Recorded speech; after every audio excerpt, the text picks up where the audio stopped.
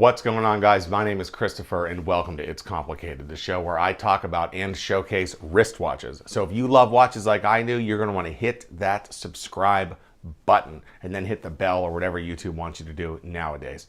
Today, we're going to be talking about Rolex in space, specifically Rolex on the moon. Here we go.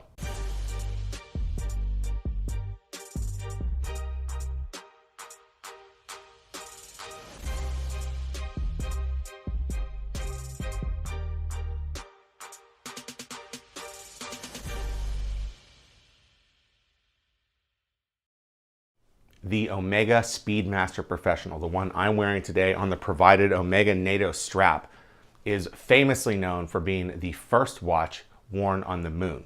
But what Omega doesn't like to tell people is that it's not the only watch worn on the moon. The Omega Speedmaster was standard equipment for all the astronauts on the Apollo missions. There's no denying that, period. As I mentioned at the start of this video, we are talking Rolex in space, or Rolex on the moon. So let's break down 4 different Apollo missions, and 2 of those missions, Rolex was definitely on the moon. Now, most of the time, when you see the astronauts wearing the Omega Speedmaster, it is worn on the outside of the flight suit on the big Velcro strap.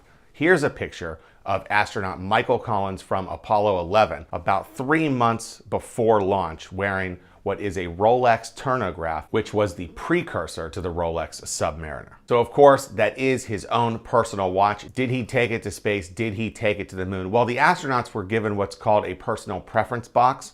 And this is just a box they could have some things they wanted to have with them, whether it's, I don't know, whatever they wanted to take, you know, a magazine, whatever. So maybe he stashed this watch in there as like a backup to the Speedmaster, and maybe not. The Apollo 11 mission is much more famously known for the Omega Speedmaster, and this is just one of those fun things to think about, what if kind of things. So let's just count that out as hearsay, and it doesn't matter. Moving on to Apollo 13, the famous mission where they were on their way to the moon, something catastrophic happened, and they were only able to slingshot around the moon and barely made it back to Earth. Astronaut Jack Swigert wore a Rolex GMT with him on his way to the moon. Now, of course, we talked before, they didn't make it. They had to kind of use the moon's gravity to slingshot around, and then they had to do a controlled burst because they weren't really on track to Earth, and they had to do a controlled burst, and Jack Swigert timed this burst.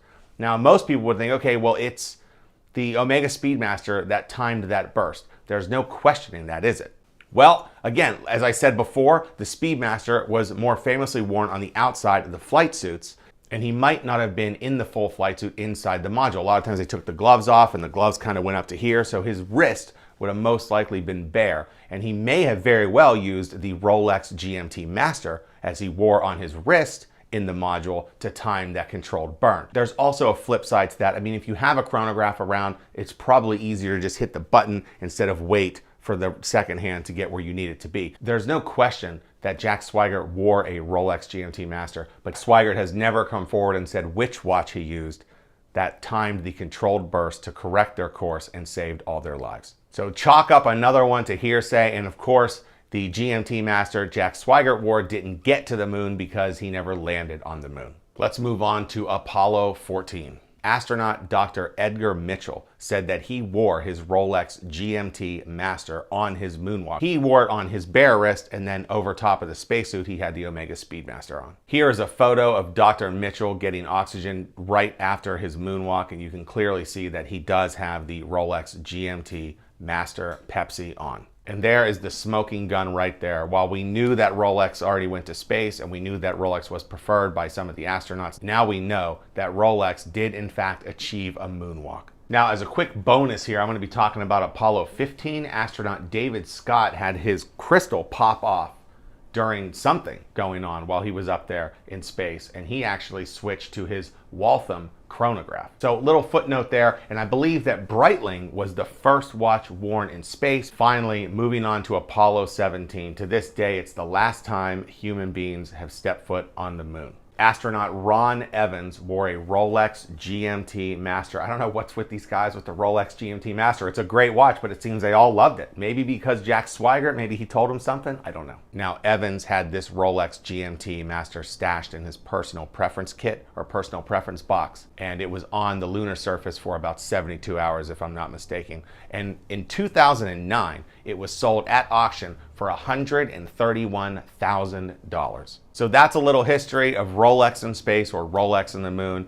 And of course, I love the Omega Speedmaster. It's a great watch, and Omega loves to say that they are the first watch worn on the moon, but they are not the only watch worn on the moon. And that wraps up another episode of It's Complicated. Don't forget to subscribe to the show, like this video, share it with your friends, and I'll see you next time on another episode of It's Complicated.